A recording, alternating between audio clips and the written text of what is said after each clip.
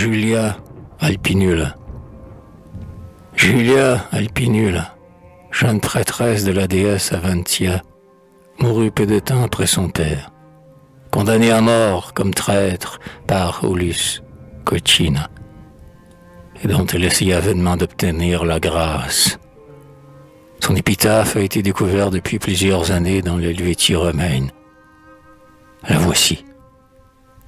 Julia Alpinula. Soleil, tu disparais sous l'aile de la nuit, et mon triste regard vainement te poursuit. Demain, ces monts d'azur te reverront encore. Mais Julia, demain, ne verra pas l'aurore. De mes jours languissants, que la douleur flétrit, la flamme vacillante à chaque instant pâlit. Tu m'entendras, ô toi, redoutable déesse. Tu béniras encore ta mourante prêtresse. Écoutez, vous, écho des bois religieux, qui répandiez souvent mes hymnes pieux. Recueillez maintenant, au milieu des ténèbres, les soupirs fugitifs de mes accents funèbres. À mon hymne de mort prêtez quelque douceur, car mon dernier moment est mon premier bonheur. Descends des cieux, heure silencieuse, le front voilé, tu conduis sur tes pas le long sommeil, la paix mystérieuse. Je te salue, heure de mon trépas. Quel Dieu cruel nous condamne à la vie, quand le bonheur ne doit pas l'embellir, quand au souci elle reste asservie, quand nous naissons pour pleurer et mourir. Tel fut mon sort. Ma solitaire enfance n'a point connu les baisers maternels. Un deuil profond désola ma naissance. Mes jeunes ans, dévoués aux autels, se sont enfuis dans l'ombre et le silence. Tel, quelquefois, sous un ciel rigoureux, passe sans joie un printemps nébuleux. Ainsi de vous s'éloignait l'allégresse, jour solennel de ma courte jeunesse. Un sort lointain, d'une vague terreur, troublait ma vie et glaçait mes pensées. Et la douleur dans mon âme bercée, pour s'éveiller attendait le malheur. Le malheur tonne, les secours sommeil cessent. Sa froide haleine effeuille ma jeunesse. La tombe ouverte attend mes derniers pas. Mais son repos est doux à ma misère. J'irai dormir à côté de mon père. Je te salue, heure de mon trépas.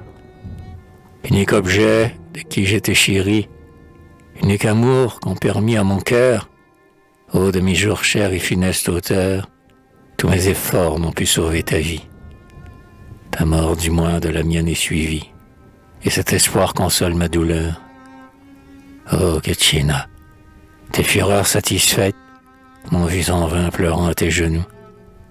Humilier les saintes bandelettes, sans adoucir ton superbe courroux. Juge inflexible, un juge plus sévère, saura partout t'atteindre et te punir. Romain cruel, tu m'as ravi mon père, mais ta rigueur ne peut nous désunir. Je reconnais son ombre glorieuse, qui, chez les morts, de loin me tend les bras. Hâte ta marche, heure silencieuse, heure sacrée, heure de mon trépas. Quelle voix sombre incessamment m'appelle. Je vois déjà la fatale nacelle. Elle s'avance.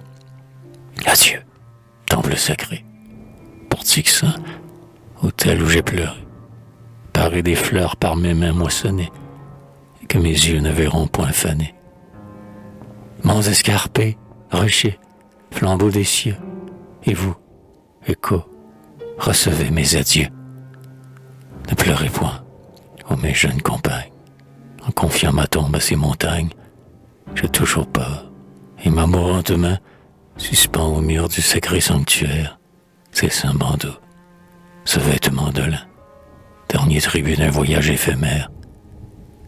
Quel froid mortel, quelles ombres, la nuit autour de moi se glace et s'épaissit, ce vent léger que mon front sent à peine.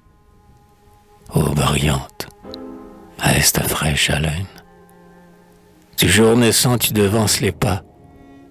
Il va briller, je ne le verrai pas. Je sens déjà ton aile ténébreuse. c'est toi. Salut. Heure silencieuse. Heure sacrée. Heure de mon trépas.